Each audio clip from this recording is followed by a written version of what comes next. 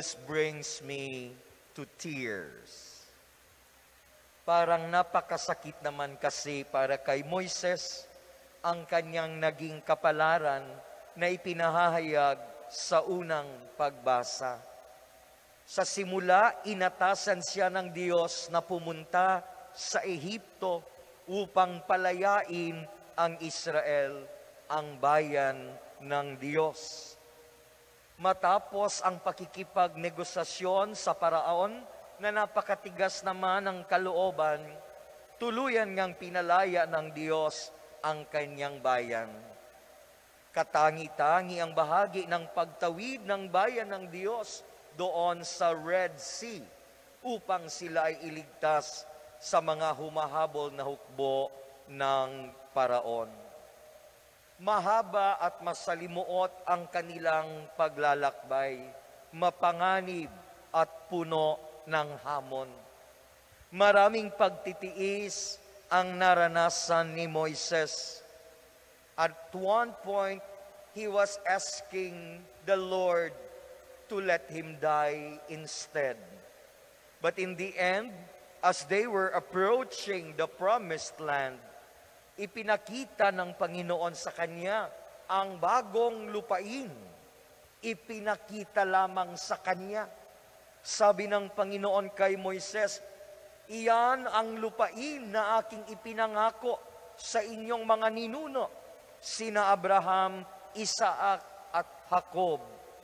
Ipinakita ko ito sa iyo, ngunit hindi mo mararating. All throughout Moses' journey with Israel, he was never obedient. He was never disobedient to the Lord. He believed and trusted the Lord. He loved and served the Lord until the day of his death.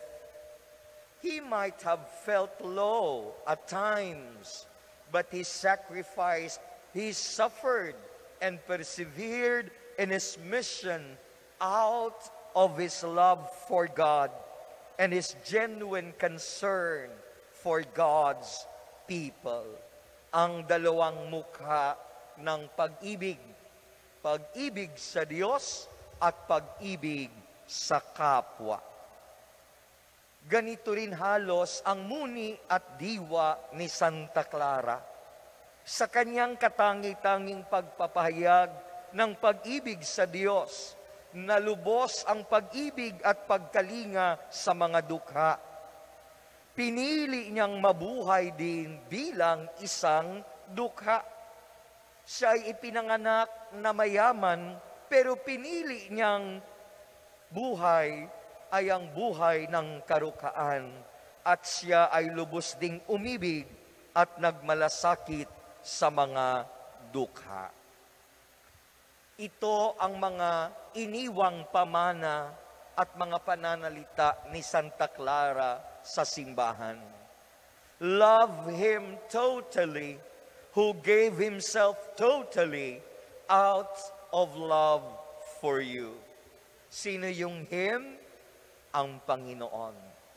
Love that does not know suffering is not worthy of the name. Ang pag-ibig na hindi marunong magbata at hindi nakararanas ng pagdurusa ay hindi talaga pag-ibig. We become what we love, and what we love shapes what we become. Why is this saint, whose life, holiness, and example we honor and remember today, so fond of saying things about love? Bakit puro pag-ibig ang namumutawi sa bibig ni Santa Clarang Pintakasi ng ating mga kaparokya sa Macaria Homes? Sapagkat ito ang kanyang karanasan, at sa pag-ibig sa Diyos at sa kapwa din naman uminog ang buhay at pag-iral ni Santa Clara. Una, itinalagan na niya ang kanyang buhay kahit nung siya ay bata pa para sa Diyos. She also devoted her life to prayer and the Eucharist. Ikalawa, kasama at katiyak ng misyon at gawain ni San Francisco ng Assisi, nangalaga din siya sa mga dukhang-dukha at mga may sakit, lalo na sa mga ketongin. Sabi ko po kanina, ipinanganak si Santa Clara sa isang mayamang Italianong pamilya. Tinalikdan ang luhong kinagistan niya sa buhay upang yakapin ang isang buhay na payak at dukha. Mula sa inspirasyon ni San Francisco, umalis siya sa kanilang tahanan at nakiisa sa gawain nito. Itinatag niya ang isang kongregasyon ng mga kababaihan, ang Poor Ladies, na tinawag rin bilang Order of Saint Damian.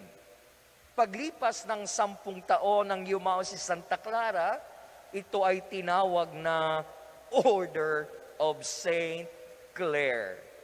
Ngayon, they are famous and they are called as the Poor Clares. Sa kasalukuyan, may mahigit 20,000 kasapi ang order na ito, na nakilala at natanyag dahil sa kanilang pamumuhay na dukha at sa kanilang marubdob na pagtatalaga para sa pananalangin at Eucharistia. For Clare, her life is meant to love God, serve God. Love God, serve God, because everything is there.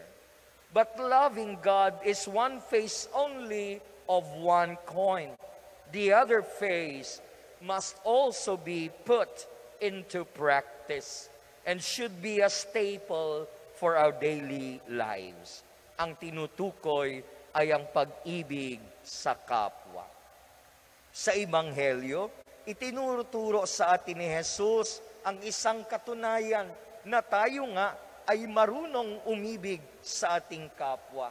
Ito ay ang pagpapatawad ng kasalanan, ang pagpapatawad sa mga nagkakasala sa atin at ang pagnanais ng pakikipagkasundo sa kanila. Ang pagpapatawad, mga kapatid, ay gawain ng Diyos. At tayo ang nangangailangan ng kanyang pagpapatawad dahil tayo ay nagkasala sa Kanya at sa ating kapwa. Bakit tayo pinatatawad ng Panginoon? Sapagkat tayo ay anak ng Diyos. Tayo ay itinuturing ni Jesus na mga kapatid. And this is how we should treat each other. Ang bawat makasalanan, ang bawat nagkakasala ay kapatid. Siya ay kapwa, kaya marapat patawarin, marapat tanggaping mulit-muli.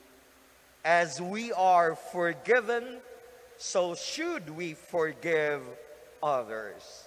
Let us remember, to err is human, to forgive is divine. Nagiging kawangis, nagiging kamukha tayo ng Diyos dahil ginagawa natin ang gawain ng Diyos sa tuwing tayo ay nagpapatawad sa mga nagkasala. In the Gospel, Jesus teaches us how to deal with a fellow man or woman who sins. Ang turo ni Jesus ay ang 3 antas ng pakikipagkasundo. Una, ang pakikipag-usap ng pribado sa kapwang nagkasala. And the purpose ay upang magkabalikan, magkaunawaan at makipagkasundo at mapanumbalik ang nagkasalang kapatid sa Ama. Ikalawa, ang muling makipag-usap kung hindi pa nagkasundo sa una, sa harap ng 2 o 3 saksi. At ikatlo, kung hindi pa rin makinig sa mga saksi, ang pagsangguni o pagsuplong na sa pagtitipon ng simbahan. My brothers and sisters, This is the Christian way of dealing with a brother or sister who sins. Father, bakit may step by step pa? Bakit hindi na lamang itakwil ang nagkasala, putulin ang ugnayan? Dahil ang nais ng Panginoon ay pagbabalikan ng loob at pakikipagkasunduan. The steps given here are meant to instill in our hearts that we should not dismiss a brother or a sister outrightly and that easily. Madali lang mag-unfriend. Pero ang sabi ni Jesus, before you do that, take the first 3 steps. After all, everybody deserves a second chance, or even a third, or a 4th chance. Ganito ang Diyos sa atin. Marapat ding maging ganito tayo sa ating kapwa. Kaya nga ang ating dasal, ayon na rin sa turo ng Panginoong Jesus ay, patawarin mo kami sa aming mga sala para ng pagpapatawad namin sa nagkakasala